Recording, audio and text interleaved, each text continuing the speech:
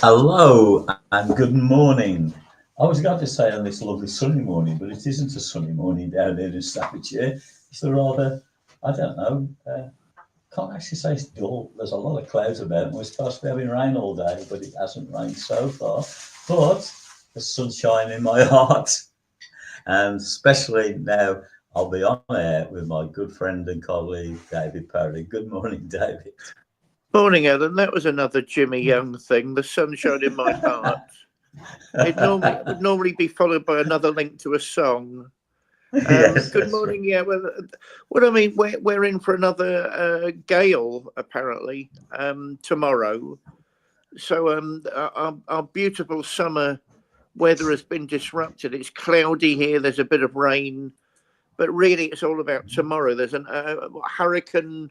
If it's a hurricane, well, somebody told me that it's probably not. Fiora or something. Floris, that was it. That's it. Hurricane Yes, Floris. I yes. don't think we get hurricanes here. So a strong wind. That's right. Mind you, strong winds can be rather nasty, can't they? So going back years ago, do you remember when I was on Paramania Radio? I started to do a show with a guy called himself Dragon, and the show was all about dragons around the world and that type of thing. But the point I'm trying to make is about could they have the twisters, the hurricanes there? Well, I can't remember exactly where he lives, but he lives in Hurricane Alley type of thing. And they said the most unbelievable thing happened. He says it's quite exposed where he lives. There are other houses around, but they got warnings, and they got like a bunker under the house, and they go down to when the hurricanes are coming. And apparently, the hurricane was coming towards the house. It got towards the house. It split in two, went round the house and the other houses, and joined back together afterwards. It just sounds unbelievable, and that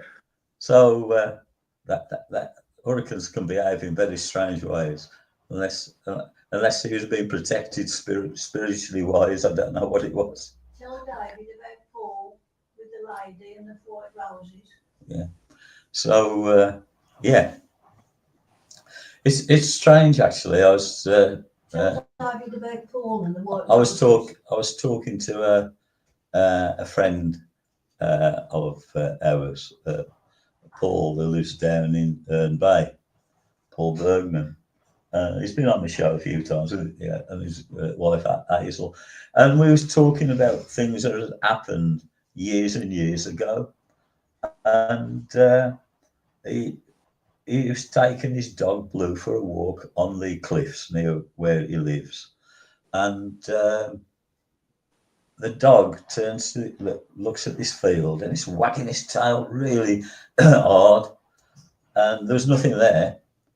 So they carried on walking, and on the way back, the same thing happened, and he, uh, he felt the presence of somebody there.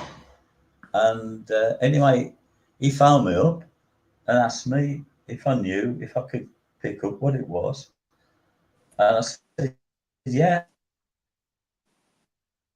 there's a lady there. This is going back to the Second World War.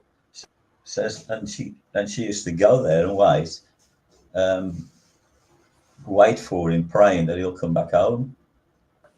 And so I got the message that um, she'd put down a bunch of roses, white roses, as a prayer for him to return home. Anyway, he got shot down and he was killed. And the next time he went, he'd gone to Tesco's and they got white roses, and he bought these white roses, Paul did. And next time I went for a walk, he put them down on the spot where this lady um, stood. The dog was still wagging his tail and everything. and he looked up at the clouds, and the clouds moved, and the clouds actually spelt out the word together. I find that just quite fascinating, David. Oh, I think these eruptions of the supernormal happen all the time. I mean, we can all argue till we're blue in the face about what's going on, and I personally, like yourself, find those discussions interesting. But the point is, these things do happen. The Yeah. world's a mysterious and wonderful place. I mean, doesn't surprise me on one level at all, Alan. What about you? No, it doesn't. Maybe, as you say, it is a good reminiscence. We just started talking about things that have happened in the past, and because the other one that I remember, because it's very spiritual and kind of very linked in. Not that long ago, a few years ago, he was working for Sainsbury's delivering to their homes, and he parked his van on near this corner to a cul-de-sac. And so there was a big green on the corner before you got to the houses. So, and there's no trees around or anything. That's important. That is what I'm saying. And he was at the back of the van, and he opened up the doors, and he was sorting out the goods to take to the house. And this voice, a man's voice behind him said, "I used to do that job." Paul said, "Oh, had you?" He didn't turn around to look at the guy. And then the guy turned around and said, "Yes, I did." He says, "But I died today." And Paul swung around, and there's nobody there. And he says, there was nowhere for him to hide. It was just impossible. He says, so there's another strange things like that happen to him. Yeah, they do. Oh, I mean, I always love stories like that. As I say, I like the ins and outs of discussion about what's going on, but the fact that these things happen frequently, and normally, there's signs of something greater in somebody's life. I don't think that can be ignored. What about you, Alan? No, I totally agree. Oh, good morning, Dave. Lovely to see you here again. You're a glutton for punishment, aren't you? Oh dear. No, it's great. Thank you for joining us. No, I do agree that I think these things do happen for reasons, and they might not always be apparent at the time.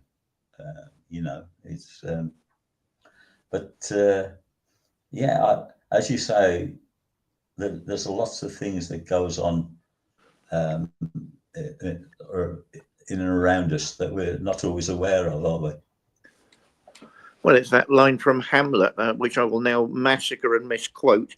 There are more things in heaven and earth than are dreamed of in your philosophy, Horatio. Yes. Yeah, the world's a genuinely mysterious, multi-level phenomena. The minute we forget that and imprison ourselves in just one bit of it, one understanding of it, we're the losers, not the other way round. We don't see this miracle. We're walking through a miracle every day, and sometimes a nightmare, but it's a miracle. And the minute we forget that, then we lose out. Morning, Dave There's one. Moriarty. There's one word that all of us use in different contexts, most days of our life, and the word is present. We'll say a present is present day. We'll give somebody a present. Now that word present means a lot more than first that you think, because the term present day to me means the day is the present. We've been blessed to experience this day by God. That's the present, the real present. I don't know if you see it like that, David. Oh, I mean, you've hit something very deep and profound there. I mean, my recent thesis talks about the idea of presence, although not in a psychic sense. Oh, I don't think they would have let me, but I'd have had to. My God, I'd have been justifying myself for the next 5 years. So presence in the sense of theatrical presence and presence in the sense of the holy presence that we encountered during Mass. But I think you've hit something there very, very deep, Alan. Yeah, all of us in the modern world tend to forget everything's a gift. The air that we breathe, the land that we stand on, the soil, the land that we stand on, the food that we eat. I mean, we might grow it, but we're not responsible for it being there. The water that we drink, the miracle of other people's company. Everything is given to us. And the minute we forget that and we forget to be grateful, then it becomes a bit of a chore. And again, so who's suffering? Nobody apart from the person that's lost that vision. Yeah, I agree with you 100%. This is what is it? This is the day that the Lord has made. A terrible modern hymn, but I rather like that line, that sentiment. And yes, it's genuinely a present. What do you think, Alan? Yeah, sometimes yesterday for whatever reason, I had some quite deep thoughts go through my mind about life, um, about things that we take for granted, gravity. Because I dropped something, I don't know what it was. I dropped something. It didn't break anything, but I dropped it and picked it up. I thought, something, we couldn't really live a proper life without gravity. Even though sometimes we think um, it can be against us. We can fall and hurt ourselves, fall and somebody can get killed, and fall and break something. But the whole thing about being able to live alive and do things and go places, you couldn't do anything without gravity, can you? It's it. People think about earth, wind, fire, water, etc. But none of it could happen properly without the fact that you keep your feet on the ground. Oh my I heavens! You're don't know getting if you see pagan. that Be one. That's careful, Alan Cox. The old. Well, yeah, I mean, the old gods in paganism are very, very misunderstood. I mean, basically, they're earth, air, fire, and water. Because our ancestors were very aware, as you've just said. I mean, we can do sod all without it. So, the old gods were venerated in a way that, through the course of time, was developed into stories, and I mean thousands of years, not hundreds of years. But again, people tend to forget nowadays, particularly modern pagans, curiously, that really what they were venerating were the substances of life, the basics that we all need. I mean, it sounded a bit at first like you were saying, let's hear it for gravity, which of course I'm not against. Although, of course, it reminded me a bit of that old rogue Harun Yahya, who was telling everybody at one point he was the greatest philosopher in the world at the minute. I believe he's in jail. All I right, think it okay. was. Well, I mean, he was Turkish, I think. His base of operations was in Turkey. What was it? Erdogan. I always get his name wrong. The present president finally had enough. Sent police to investigate. Why don't you just shut up, man? They found that he was embezzling all sorts of things and fiddling with young girls. I don't mean paedophilia. I'm getting sick of that British Yeah. obsession. The world isn't. I admit it's more of a problem than I ever dreamed, but the world isn't just doing that and nothing else. I mean, young ladies who may or may not have Yeah. given their consent for the odd snog. And basically, it all imploded. Now he's in jail. But he used to make these bizarre sort of little movies about tin. Isn't it amazing? Tin's such a big thing. Let's hear it for tin, my word. And you think, well, you remind me a bit of that for a minute. Although, of course, you're a nice boy, unlike Mr. Yahya. It's I hadn't heard of him actually. No, that's but Well, I'm mind you, pleased you said that. I hope he knows that. in the if you look at some people who pretend or propose to be spiritual, who put themselves up as um, shall we say, the human answer. I am being sarcastic here. Human answer to the Messiah, because some actually do think that they're God in human form. I'm sure of it. And there's one guy from over in Brazil, isn't there? I believe he's in jail at the moment, a healer, and he had loads of people going to him, and I think he was done for molesting and goodness knows what, and unfortunately, you do get people who use the spirituality is supposed to be about learning ourselves, being able to understand ourselves better, to live a good, wholesome life. And then, just like in lots of other walks of life, there'll be those who will look it for their own either financial or gratification. But I think it goes on in all walks of life, doesn't it, David? Well, I mean, of course it does. I mean, the minute you're presented with the big "I am," look at me, everybody, I've arrived. I mean, Yeah. 9 times out of 10, we can assume they're not really people of the spirit. And if they're not really people of the spirit, what are they up to? Lining their pockets, So, I Yeah. mean, I don't know why people fall for that so much, since all of the hallmarks of a spiritual person tend to be, again, 9 times out of 10, humility, service, putting yourself, the least amongst, the least behind the first. I mean, those are the hallmarks in every great religion. So if somebody turns up in their Rolls Royce, look at me. I mean, how many more signs do you need? I mean, there's one guy on TikTok that's caught my attention at the minute. I don't even know his name yet. He's in India somewhere. He's walking down red carpets, so that got my suspicion. In India, that means certain very precise things, and he's dressed all in red robes. Now that really got my suspicion, because that's what an avatara does, an avatar of the Yes. divine. Yes. So, and there are people literally bowing and kissing his feet. Now, truly, in India, that is a sign of respect. I mean, the eldest son of the family will kiss the feet of his father when he comes of age. I mean, so it's not quite what we mean here when they do that. But if you're doing it to a stranger, again, that's another sign of somebody saying they're an avatar.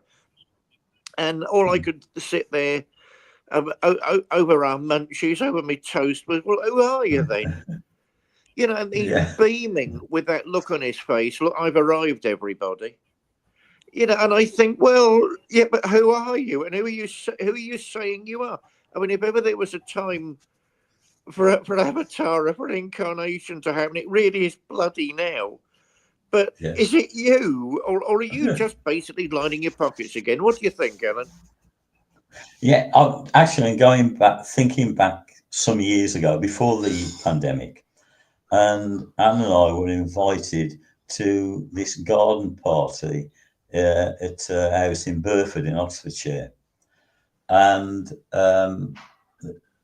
the reason for the visit, a Mauritian guru, Swami Vishnawanda, was going to be there. Now, there's lots of people there. It was quite amazing, really. And it was it was the 2nd of June, because that's his birthday, this Swami. And he got like a blue robe on and that. I'm a young chap. I don't know exactly how old he is. Probably in his 30s. He might be in his 40s now, type of thing, whatever. Anyway, a young chap came. He went to this young chap. I witnessed this. I watched it, and they'd had a private conversation. But then, in front of everybody, Swami put his thing. You could see something growing inside his throat, like by Adam's apple. It was growing bigger, and he hadn't got any sleeves there. No, shall we say, magician's trick. And he put his fingers in his own mouth and pulled out a translucent, egg-shaped, and I've heard of this before. And apparently, the whole of the universe is supposed to be captured in that. And he took it out of his mouth and he gave it to this young chap, and he says, "This is for you." And the guy, he just looked totally and utterly stunned. So anyway, we went and there's a big cloth on the grass, and Swami went and sat down, and he got a couple of people either side of him, and then some at the end. And the lady who invited Anna, he said, "Why don't you go over?" So I went over and I sat the other side of this, I think what like on a picnic on the other side. And I went to say something to him, and he turned his head away and started talking to the other person. 4 times he did that. And then he looked me straight in the eye, and I said, "4 times I've tried to say something to you, Swami." He says, "And have you had the answer? The question you was looking for?" And I went, "Yes." And he just looked at me. He'd got his meal there. Well, it's like fruit and whatever. And he'd been messing with his fingers. He was energizing it. And then he picked the plate up and he gave it to me. He said, "This is for you." So a Swami gave me his food. It was the most incredible experience, quite experience. And then I met him again for a second time, probably 12 months later, at a private house over in Wales. And there was loads of people there. And he was seeing people in like 15 at a time. He was sitting in this room on this chair, well, futon. He was sitting there. And anyway, I was almost in the last lot of people going in. We'd been there all day, and by this time it was about 4:30, 5:45 in the evening. And I was about a second one from the end, and then that's it. That's he went to everybody, and then he says, "Can you all leave now, please?" And we all got up, and everybody was looking at him, and he said to me, he says, "No, not you. I'd like you to stay behind, please." And so he said, "Yeah, have a seat." So I sat down on the floor, on the carpet, and he said, I hadn't mentioned Anne's name. I hadn't even been anywhere near him at all. I can't see, and he said, "You're worried about Anne, aren't you?" And I looked at him in shock. I said, "Yeah." He says, don't be worried. She'll be all right." And then he gave me this affirmation to say, and he wrote it down on a piece of paper. And then he said, "God bless," and that was it. But most strange experiences, David, very strange experiences. Well, I mean, India, the mother of all civilizations. I mean, over there, these things are part and parcel of life. I mean, they're amazing stories, but I suppose in the Anglo-Indian context, not surprising. I mean, I know we were both interested in Sai Baba at one point. Yes. When I'm attacking avatars, so-called, it doesn't mean I'm attacking all of them. And certainly there was something genuinely odd in the Sai Baba phenomena. Too many people had too many stories about the supernormal intruding into their personal life because of him. What was it, the old gag, Barmy Swami. I'm going to look into what that title means at some point. But no, I mean, in the context of India and the Indian outlook, the Anglo-Indian outlook, people forget the British had a love affair with India for at least 500 years. And like every love affair, it's got its ups and downs and it's moments of difficulty, but it is a love affair. We get on with them and they get on with us. So I'm not surprised that hand was offered to you. Do you see what I mean by that, Alan? Yeah, I do. Well, we've got a statue, a small statue of Sai Baba, I'm looking at that statue right now. And many years ago, we went into an Asian Indian emporium in Sparkhill in Birmingham, and we walked in there. Of course, a couple of white people walking in, the people in there looking at you. And I said, "Have you got a statue of Sai Baba?" And I think they was quite taken aback that we wanted it. Anyway, we bought this statue, and I knew he's sitting there in his red robe on a rock, a green rock. This is all a resin. It's a proper statue. There's no moving parts or anything, and he's got his one hand on his lap and his other hand up, like not directly out like the stop sign, but slightly curved inwards. And from that, the smell of the vibhuti, the healing powder that he emanates, comes from it. And we've had people come to our house who are not into what we're into. And I've said, "I've just seen his hand move. Am I seeing things?" And his hand will move gently from side to side. It's quite an amazing thing, David. It's incredible. Yeah, I But mean, I remember him being known for demonstrations, if that's the correct word, of producing these unbelievable copious amounts of vibhuti. I mean, that's the old hippie in you coming out, Alan Cox. yeah, The old hippie trail where you'd go and see miracles in India on the magic bus. And the yes, holy men, and I mean holy men, that's not me disparaging, would be able to produce supernormal events. I mean, that Sai Baba was curious. Again, he wore the red, so there's a sign that he's making a claim.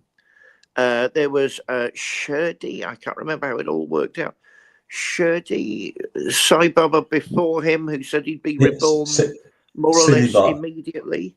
yes, Silly Barber, yeah, Yeah, and then Sai Baba comes along, and there was meant to be a third one. I didn't follow the story through after that, but I mean, all the hallmarks are of him without saying it, claiming to be Shiva, which of yes, course is one of the members of the Hindu Holy Trinity.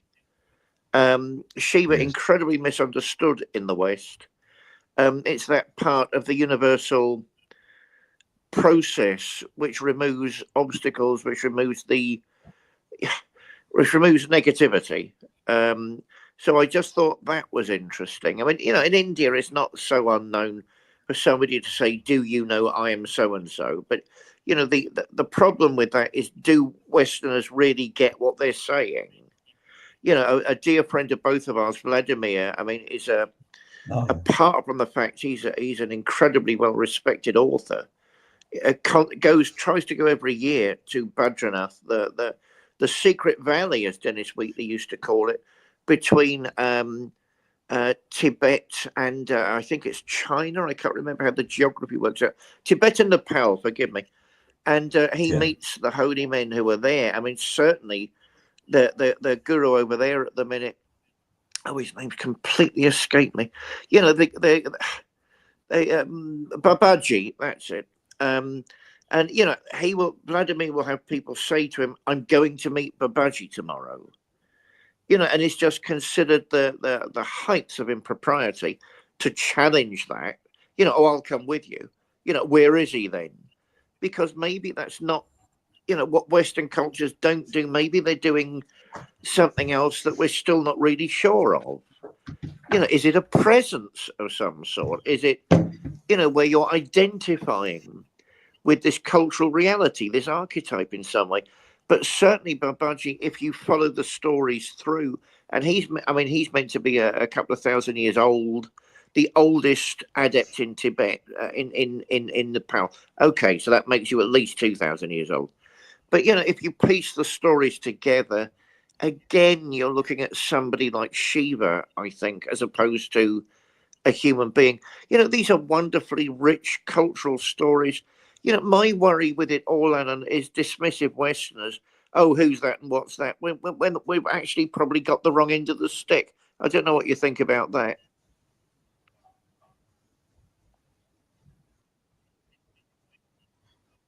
Hello? Yeah, yes, hello, can you hear me? Yeah, Hello, you David. everything went quiet. Oh, it did, yes, it did.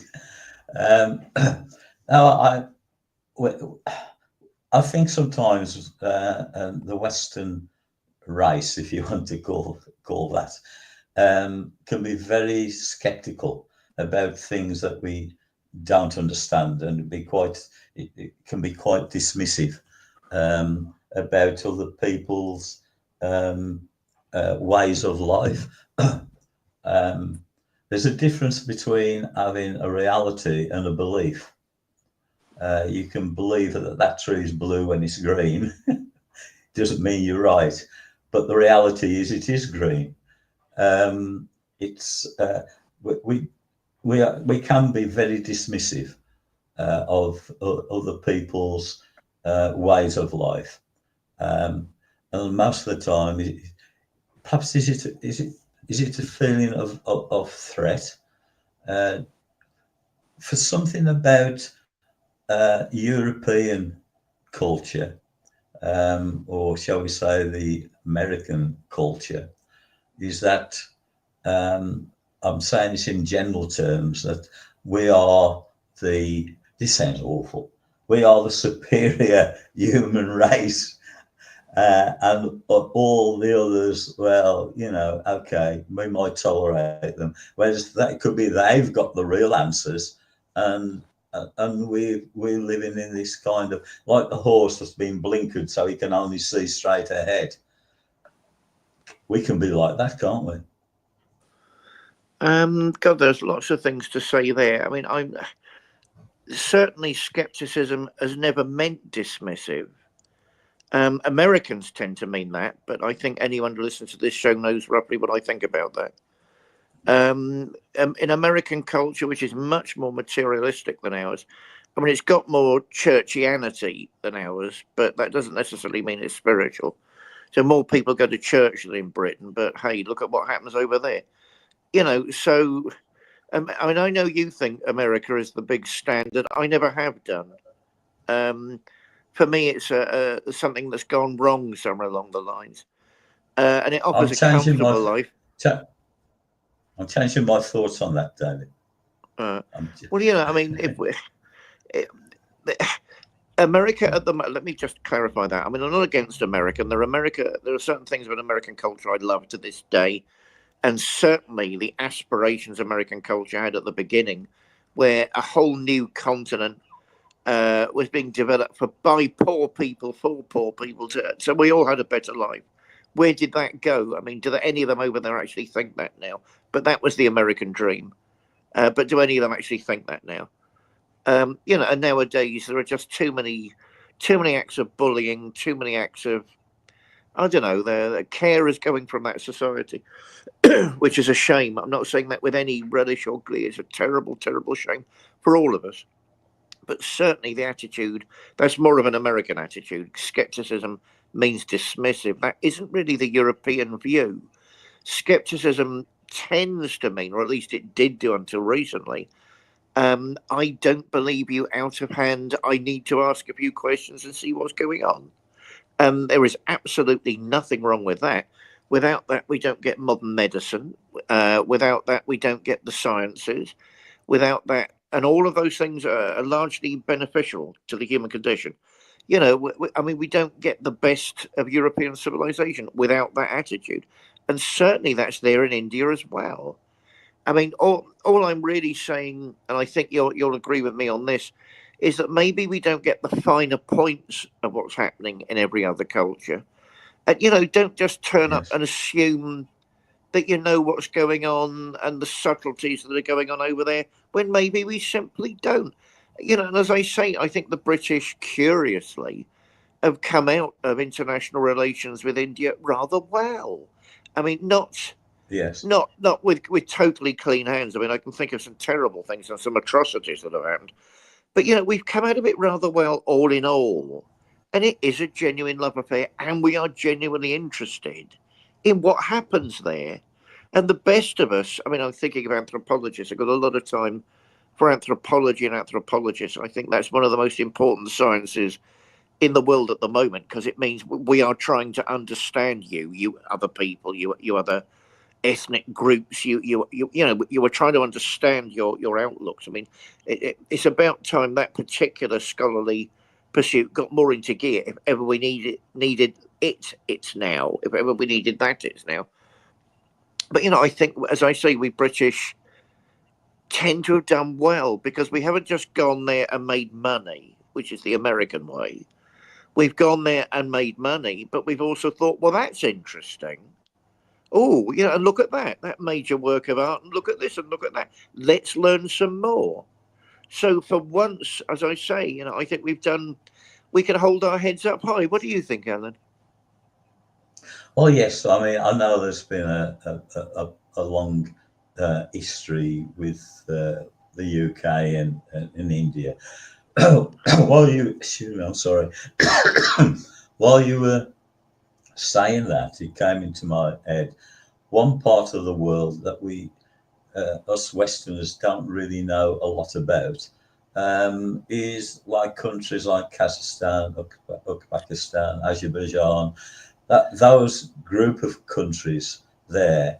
And funnily enough, I was only talking to somebody about the time that I was asked to go to Cambridge University and meet Professor Sabdan of Kazakhstan, and he presented me this beautiful Kazakh men's smoking gown and hat, and it it's I've got it in the wardrobe. It's absolutely beautiful. It isn't the kind of thing that you'd wear over here, but it is absolutely gorgeous.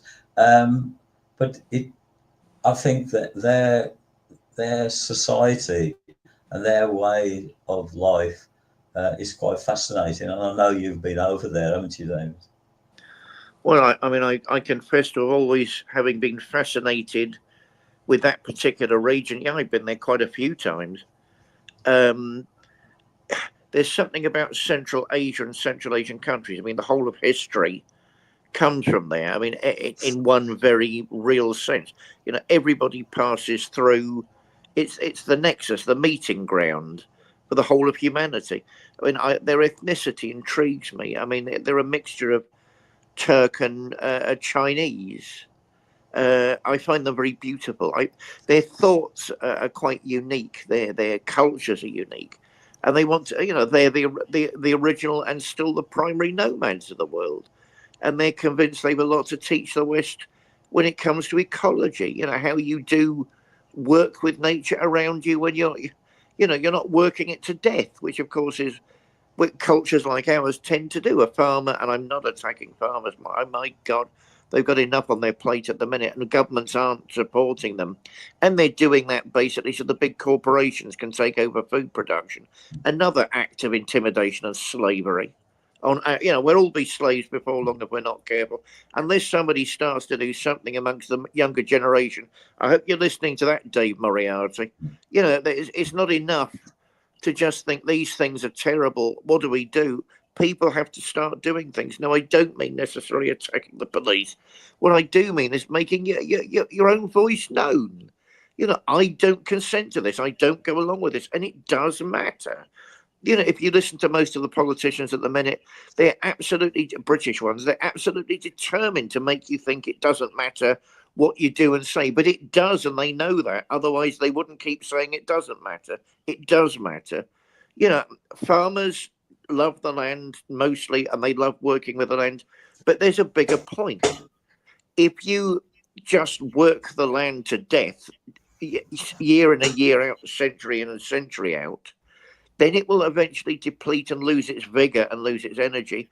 The life of the nomad, what they learned that thousands of years before us. You work with a particular environment, then you move on, and you allow the previous environment, the previous part of the biosphere, to recover and get its vigor back. What do you think about all that, Alan? No, I do agree. Dennis made a comment on there. It's right. I haven't got my glasses with me. Can you read it, David? I can't quite make it out what he's put. Right. He's saying, "I'm doing my bit. I don't vote left." Right, Well, I'm throwing the okay. gauntlet down at you, Dave Moriarty. it's impossible to vote left in Britain. There aren't any. I don't think anyone in their wildest imagination would think that awful man Starmer is a left winger. And when was the last time the Labour Party did anything left? I mean, they're all corporate drones working for big business. Point taken, my young friend, point taken. But yeah, I mean, the right, where is the right? What happened to the Conservatives? I mean, they imploded at the last election, and I mean imploded. You know, it all withered away and became nothing because they all want jobs with the big corporations the minute they leave office. You know, who is taking over and dominating global affairs? The huge American corporations, and it must be challenged. If we have any respect for each other and our descendants, do we really want children and grandchildren being slaves and drones of a corporate system they haven't the slightest chance of controlling? What do you think? Dave Moriarty, that's aimed at you as well. I tell you what, coming to my mind when you saying that, linking back to Vishnawanda, Swami Vishnawanda, and also to Sai Baba as well, but Vishnawanda, every time that he comes to visit England, UK, he gets pulled in at customs, and he gets interrogated. He gets, they check everything with him. They never get anything on him because there's nothing to get on him, and he has to be released. And it's all because one and Sai Baba advocates that you don't need all the drugs from the pharmaceutical companies. I'm not saying you don't need any of them. Not saying that, but lots of things that go wrong with the human body. By altering your lifestyle, you can put it right yourself, i.e. like diabetes. But there's that much money, millions and millions and millions of pounds, dollars, etc., at stake. They don't want somebody advocating, look, you can take care of yourself, you don't need it, all these tablets. And they get, well, Sai Baba not Sai Baba, sorry, Swami Vishnawanda gets caught every time trying to see if I can get something on him. So that's the type of thing that goes on, David. Well, I mean, yeah, we've got to remember the big corporations now feel unaccountable and untouchable. They feel they can do anything they want, no politicians standing up to them because they're careerists lining their own pockets. I always thought there was slightly more wherewithal to British politicians, but they're proving to be worse than most of the others. Yeah, I mean, you know, what the powers that be, in other words, the big corporations and their lackeys don't want is an alternative point of view. I mean, you know, there's another double blind. Oh, yeah, believe whatever you want. You know, you have your little religion. It doesn't matter. Well, point one, it does matter. They don't like groups like our wonderful OCAC because think for yourself and lead a spiritual life, have a religious life and be yourself. They don't want anyone to hear that. And they don't want, you know, spirituality in other parts of the world discussed either. No, it's shocking and it's terrible. And we've all got to be mindful of the very clever game that's being played against us and not always look where the big row is happening. Sometimes look at where it's not happening because that's more revealing. What do you think, Alan? Oh, yes. I mean, the media, you don't get the full story at all. I look on alternative news, and there's different stories on there that never hit the TV or the radio or even the newspapers for that matter. That's going on. It's yeah, and it is a worry. And now we're in the age of AI. I think that if it's used for good, that's incredible. But the baddies are going to get in there, aren't they? Where they can create a replica of a person, so you don't know whether you're talking to the real person or not. I mean, that's quite frightening, isn't it, David? Hello. Now, I've got strange things going on here because it's like David's disappeared, but he's turned up twice. So I'm not really sure what's going on. It's technology. Chat down. Hello. Hello. Hello. Hello. Hello. Hello, Can you David. hear me? Can you hear me? Hello. Can you hear I me? can. I can. Yes. Yeah, I Yes. don't know what's happening. I I mean, I can. don't know why the negative energies hate this show so much, but they do. That's right. They do. Perhaps it's what we talk about. I don't know. I don't understand it. Well, I mean, we have a nice old chinwag. I mean, we don't try and ram anything home, and we have a chat with the likes of Dave Moriarty. Yes, I've noticed that. It always seems to work What happen was? around the 45-minute mark. I've noticed that, Dave. Yeah. It's right. It does, doesn't it? Yeah. Yeah. Perhaps they're trying to Well, shut us up. yeah, they're trying to shut us up. But I mean, what Dave also said, I think we're going towards the Great Reset. The attitude seems to be keep doing what you're doing. We'll soon be bankrupt. As far as I know, most international economists are saying Britain's already bankrupt. We're not moving towards it. We are because of the lack of investment.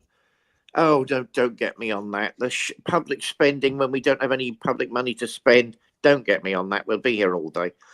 No, none of the politicians, so-called left or so-called right, have enough guts to actually sort it out because they want their consultancies in big business when they leave Parliament. Disgraceful, disgusting. Bring back horse whipping. That's what I say. These people aren't worthy to be in those positions and they shouldn't be. But there's nothing inevitable about the Great Reset. Absolutely nothing. I don't care what Klaus Schwab says, and I don't care what Davos says in the Economic Forum. These things are not inevitable. There are no hidden laws of economics in that sense. People need to reacquaint themselves with Adam Smith and see the only sensible man to talk in that way in history, and remember a bit of pride and self-respect. There's no, how about this for an irony? At the end of the day, I'm a globalist, not this type of globalism because that's exploitation and control. But I still have the belief that one day we can all cooperate and collaborate together, at least on a much more effective level than we are at the minute. I don't know what you think about that, Alan. Well, strangely enough, we go back to when I was given that beautiful gown by Professor Sabden for doing an appraisal of his book. I mean, I've got his book, and I'm on the back cover there of what I said about it, and in a nutshell, what he was saying is that there is no reason at all in this world, the whole of the world, while anybody should not have a roof over their head, shouldn't have food in their belly, there shouldn't be water. In other words, the basics of life. And in his thought was that if we took away money as we know it, but replaced it with electricity is the currency.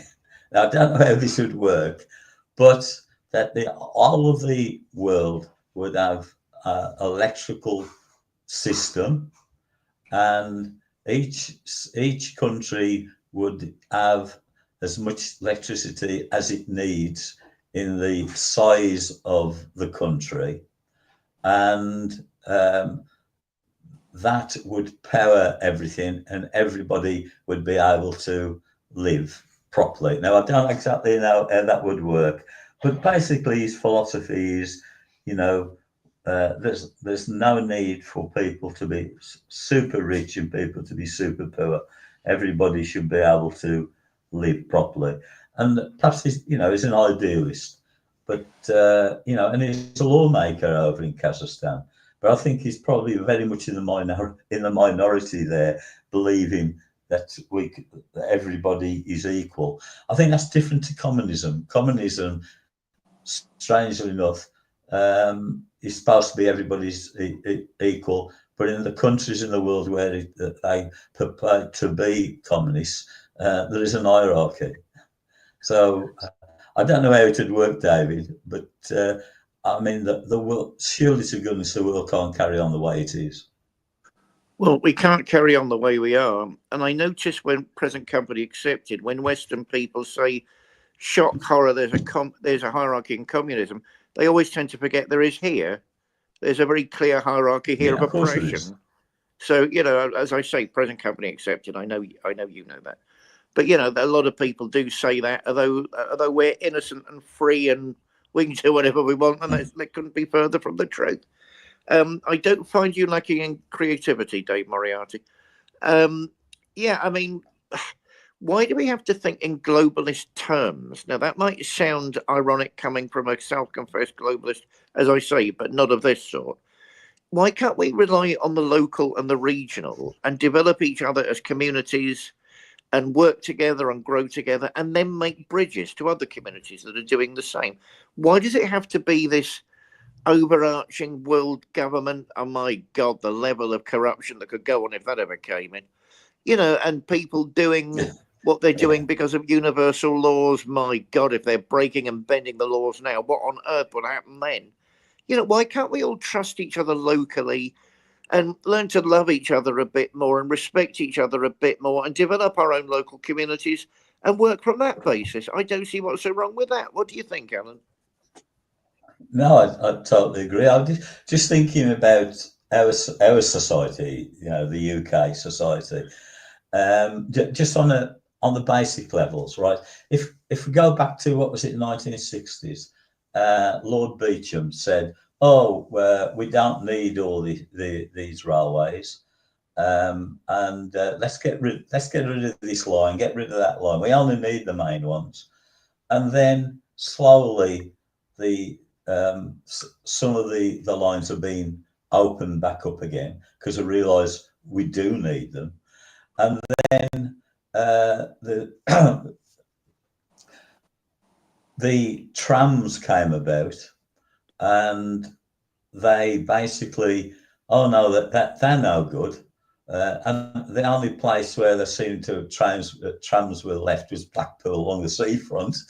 And now suddenly, oh, trams are really good. They are, and now that there's a system around Birmingham, Wolverhampton, etc., which they are now going to expand even further.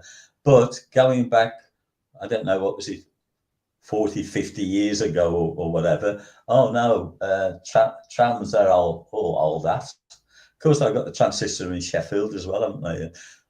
I don't know the other towns, other cities, but it's almost like we go around in a circle, and sometimes the old ways seem to come back again. All right, more modern in the sense they've got more technology, but um, trains, trams, that type of thing, and, and they disappeared through so-called people in government and so-called experts saying we don't need that. Oh, we can do without that, and then find decades later, no, we do need them. I think that goes on a lot in politics, David. Yeah, so-called experts who are normally lining their own pockets along with the parliamentarians. Yeah, not everything from the past is bad. Not everything that's modern is good. Why can't people use a bit of rationality and look into it all? The question should be what benefits this local community, not what benefits somebody in Westminster. I mean, the way they treat Scotland is unbelievably terrible, which people up here Yes. know. There was some rogue the other day down there to take people's attention away from Thames water and the absolute disaster that's turned into. What was he saying? Look at the quality of water in Scotland. Well, okay, let's do that. We pay, it's part of council tax up here to pay for water, and you can drink it from the tap. Try and do that in the Thames water region. I mean, They'll do and say anything to maintain their position and line their pockets. And this is really what has to stop. People need to really think that democracy is an important thing. It doesn't exist in this country at the moment. I'm willing to stick my neck out and say maybe it never did, not in any real sense. Because you've got a niched upper class that think they know better than all of us, Lord Beecham being one of the best examples. It always goes wrong. Therefore, they clearly don't know better than us. And, it's not about them. It's about the local community where we are, our friends and neighbours, and how we evolve together. And until we get that clearly in our minds, sadly, not much will change. What do you think, Ellen? Yeah, I do agree with you there. You know something, David, this show goes so quickly. I mean, we're almost out of time again. Um, I have to mention, I won't be able to do the show next week because Friday I have my last round of eye injections, and I don't think I'll be in any position to be able to do the show next Sunday. But that's just 1 week. That's all. Just 1 week. Be away. But I think we cover a lot of different things on this show, David. If anybody listening, we don't have a format. We don't decide beforehand what we're going to talk about. It kind of just evolves and happens, doesn't it, David? Yeah, it's a good old chinwag for people of a like-minded spirituality. So, Yeah. not a bad show. No, not at all. And would you like to tell people how they can get hold of you if they need to? I'm around. Facebook is actually me. I'm only a poor old priest. I don't have secretaries. It's me on Facebook, LinkedIn, X as they call it nowadays, Instagram. I mean, it's me. So I've got a website which, yes, I know needs updating. I'm about. If people really want to get hold of me, they can. It doesn't mean they're an instantaneous reply. I've got a life. But I will get back to them as soon as I can. So how about you, Alan? Yeah, same kind of thing, really. My website is understandingspirit.com, and yeah, I'm on the socials as well. Um, I limit myself on the socials, to be honest with you. But anyway, I'm there. If you need me, I am there. But anyway, I want to thank everybody for listening. It's lovely to see you again, Dave. I'm glad you join us, and your input is always very, very much appreciated. So until we're here again in a couple of weeks' time, I wish you all a really lovely rest of Sunday. God bless and bye for now.